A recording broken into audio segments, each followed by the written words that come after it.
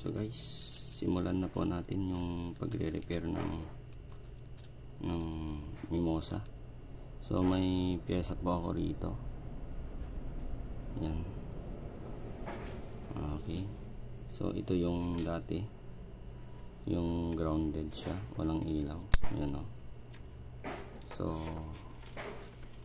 nagbi-blink yung adapter. Yan. So nagbi-blink siya. And kailangan po natin ng heater. Ito. So mostly po ang pinapalitan po namin pag na-shorts po siya, ito yung maliit na IC.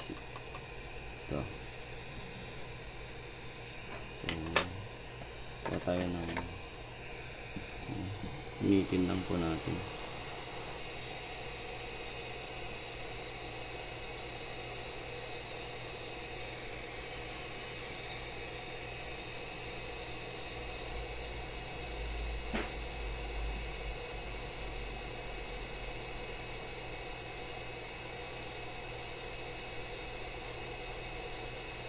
Sa Mimosa po ito.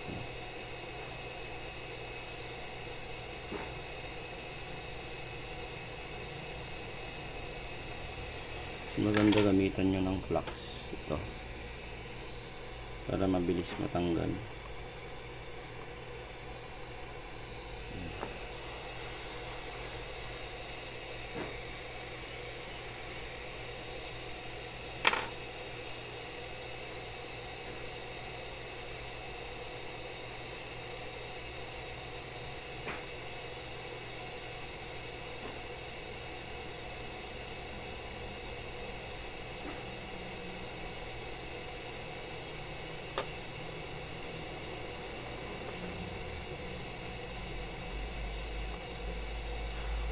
So, natanggal ko na yung maliit na pyesa. Ito. Then, papalitan po natin siya ng bago.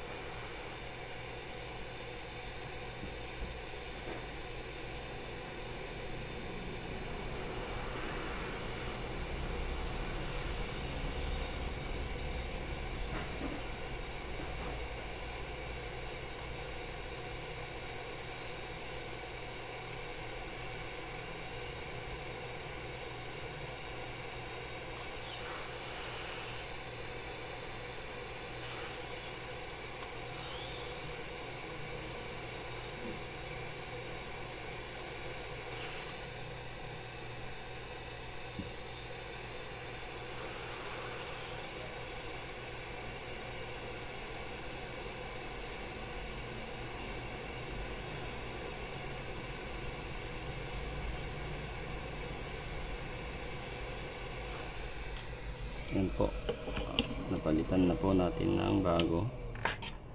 So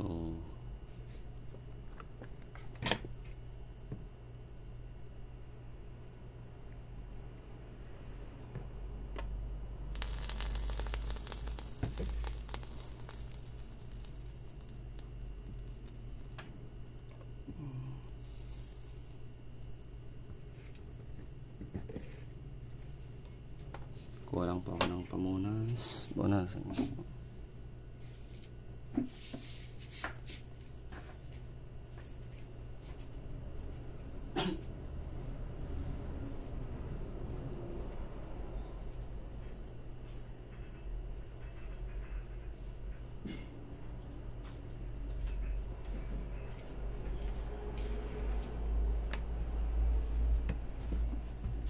Tayin lang po natin to, patuyuin lang po natin kung saan.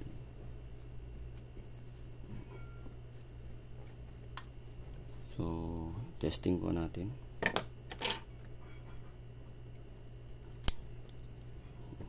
So mayroon pang konti, medyo blinking pa rin siya.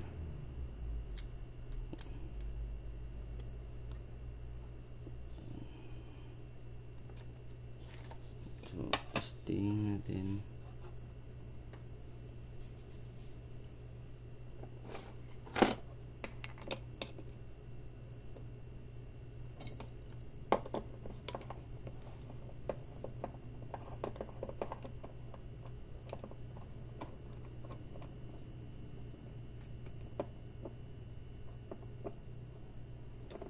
kung blinking pa rin siya, ito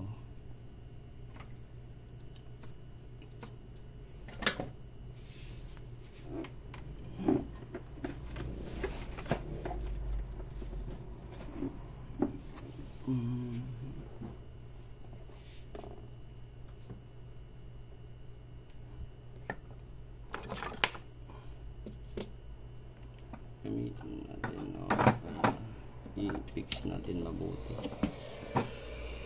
Fix ko lang siya mabuti.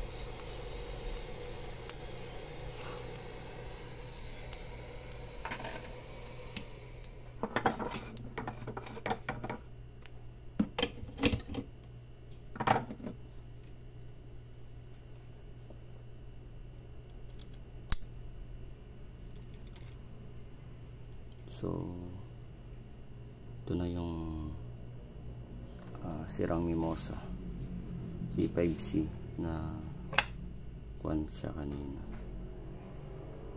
So, i-check ko po kung kuwan, okay naman yung reading ng LAN nya. Kuha po tayo ng LAN papunta sa adapter. So, yan. Bihira lang ako gumawa ng video, pero sana paki-like na lang or subscribe sa YouTube channel, o kaya paki-follow ako sa Facebook. Yan. So, testing po natin kung saksakan ko siya ng LAN cable papunta sa switch hub.